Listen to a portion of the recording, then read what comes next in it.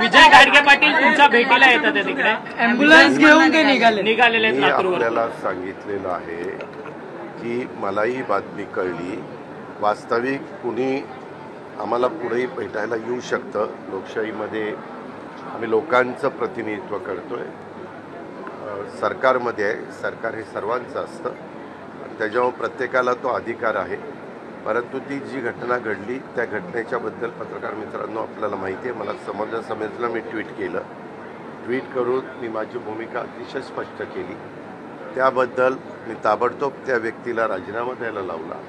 किंवा हे असं आपण ज्यावेळेस शाहू फुले आंबेडकरांच्या विचारधारेचा विचार करतो किंवा सुसंस्कृत महाराष्ट्राची समाजकारण राजकारण कसं असलं पाहिजे ते स्वर्गीय यशवंतराव चव्हाण साहेबांनी या महाराष्ट्राला राज्याचे पहिले मुख्यमंत्री म्हणून त्यांनी जी शिकवण दिलेली आहे त्या शिकवणीनं पुढं गेलं पाहिजे. त्याला कुठंतरी गालबोट लागलं गेलेलं आहे आणि त्याच्यामुळं ती जबाबदारी स्वीकारून मी त्यांचा राजीनामा घ्यायला त्यांना द्यायला सांगितलं, त्यांनी तो दिलेला आहे. परंतु सूरज चव्हाणांना एक वेगळा न्याय आणि 2006 के जो सीरियल ब्लास्ट है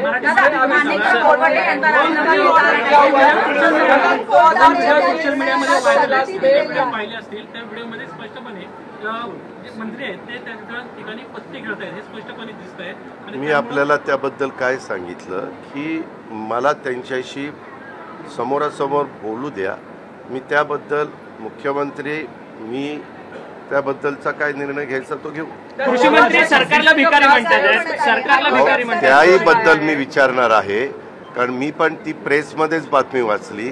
मी सुरुवातीलाच सांगितलं, कुणीही कृषी मंत्री असू नाहीतर कुणीही मंत्री असू, कुठल्याही मंत्र्यांनी लोकांच्या समोर बोलत असताना सरकार कुणाचंही असो तारतम्य ठेवूनच बोललं पाहिजे, वागलं पाहिजे, त्यामध्ये आपलं स्वतःचं मत मांडलं पाहिजे. हे सगळ्यांनी ह्याच्याबद्दलचा कुठंतरी आपण काही बंधनं स्वतःला पाळून घेणार आहोत का नाही त्याचं भान प्रत्येकाने ठेवलं पाहिजे.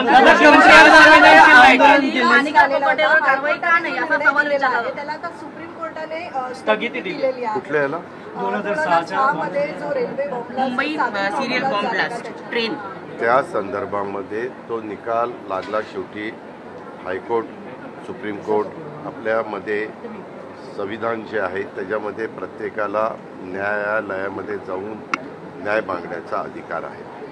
वास्तविक त्याबद्दलची तयारी वेगवेगळी सरकार आली तेव्हापासून आत्तापर्यंत अनेक सरकार आली. तुम्ही बघितलं त्यात ही घटना घडली त्यावेळेस महाविकास आघाडीचं सरकार होतं, नंतर युतीचं पण सरकार आलं, त्यानंतर पुन्हा एक वेगळं सरकार उद्धव ठाकरे साहेबांचं आलं, त्याच्यानंतर पुन्हा एकनाथराव शिंदेंचं आलं, आता पुन्हा देवेंद्रजींचं आलं. अशा अनेक सरकार येऊन गेली. मला वाटतं सुरुवातीला पृथ्वीराज चव्हाण साहेबांचं पण होतं,